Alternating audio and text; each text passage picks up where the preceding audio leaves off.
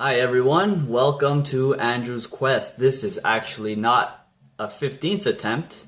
Well, it is kind of because it's a reshoot. I made part 1 of the Untitled Chapter of 7 Habits of Highly Effective People. I'm pointing because you can't see, but the book is right there. Anyway, this will be part 2 reshoot. The first attempt went too long.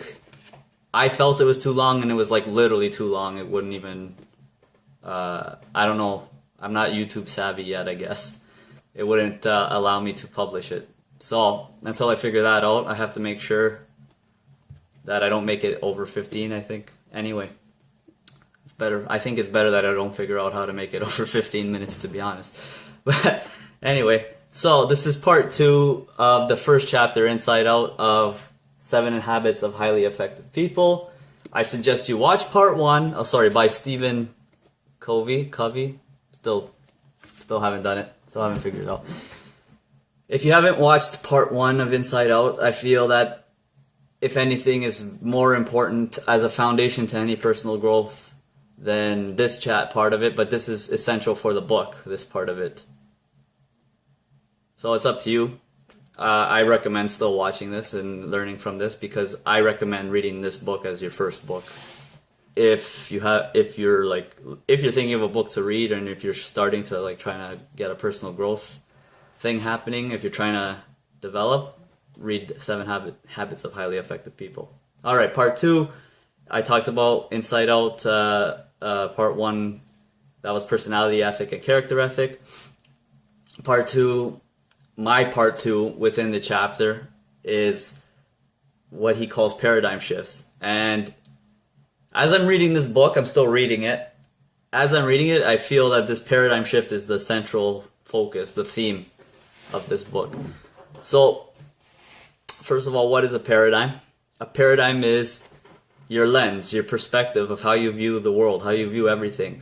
So, we all see something, but we don't all see it in the same way. So your paradigm is how you see something, my paradigm is how I see something, blah, blah, blah.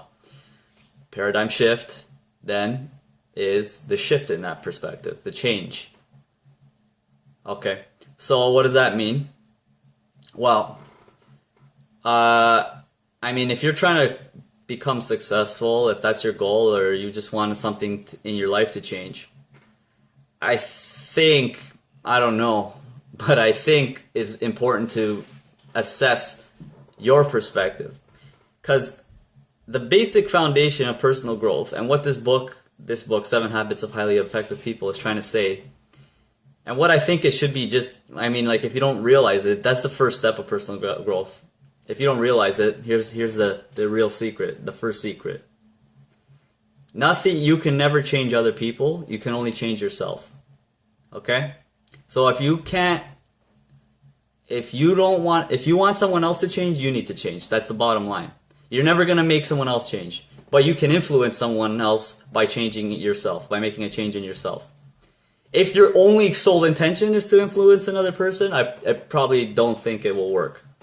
But if you truly want to grow, you need to have a lot of internal, you got to look inside, and you got to figure out what you need to change. So what does that mean with a paradigm shift? It means you got to humble yourself. You got to let your ego go. And by ego, it means everything. It doesn't just mean you think you're better. It could mean your ego is really another word for your subconscious and how you identify yourself. So your ego comes from influences around from when you're a baby till your whole life, but specifically and especially the first 7 years of your life, but always ongoing.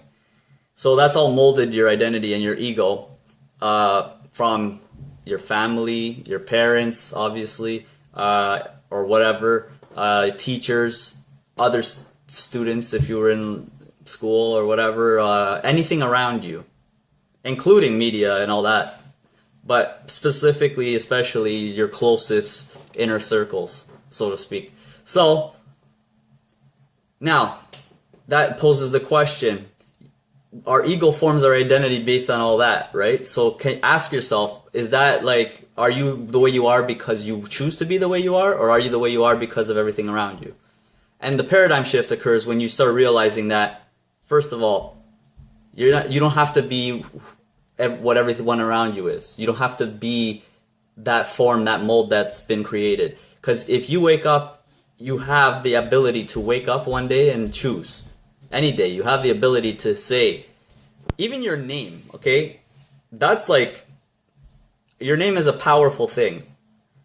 But at the end of the day, it's just your name. It's a name, it's a word. Right? So to understand that, obviously don't change your name.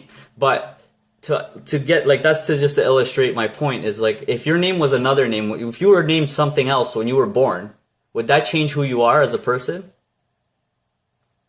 Like, my name's Andrew. If my name was John, would that change who I am? So that's something to think about, right? So going to your ego and like how you identify yourself, it's like just because, again, we get stuck in this thing of, oh, that's how I am because this and my family, my circumstances, blah, blah, blah, blah, blah. But really, that's just, you can choose not to be that. And the paradigm shift, I'll get to the point. The paradigm shift is changing that perspective.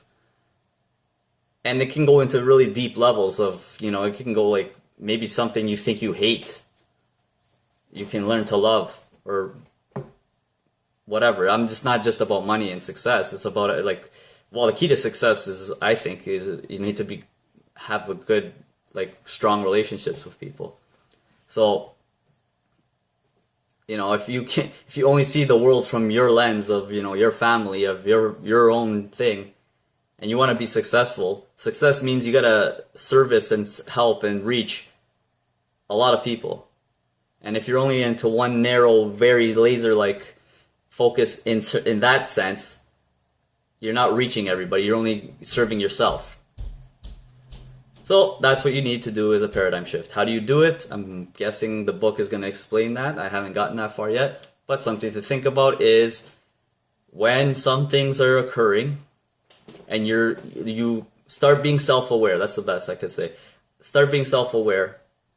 So as you react to things, or as you make a decision, as you say what you like or don't like, as you, if you're trying to choose a path in life and basing it on what you like and don't like, think about why you don't like it or why you like it. Think about the possibility that you could like something that you didn't think you would like. That's what paradigm shifts are. Some examples. And on the last note, I'm going to end this, and I'm actually impressed with myself for once that I did this in good timing. Last note, paradigm shifts can be a choice. Unfortunately, the most common times people have these big paradigm shifts, which means they've changed their outlook on life, which that is a paradigm shift. They almost died, or they lost someone important to them, whether someone died that was really close to them, or a really bad breakup, or an injury, or they lost their job, etc. Big major things. Or on the other side, happy things can happen, like someone who gets married, their perspective of life changes because it's not the same. It's not my life, it's our life, essentially. I'm not going to get into that, but or having a child, someone who's never had a child. I would assume, I don't have children, but I would assume the way they look at life changes, or the way they look at their responsibilities changes. So on and so forth. So you don't need to have any of those forms of major, drastic, intense circumstances for a paradigm shift. You can choose. So why would you wait for that? That's being reactive, which the first habit is being proactive. Spoiler alert, foreshadow. So waiting for these circumstances to happen, or acting on circumstances as they happen, that's reactive. Why can't you be proactive, choose to make a paradigm shift, choose to look at life differently, that services your goal and your vision of success? Why can't you do that?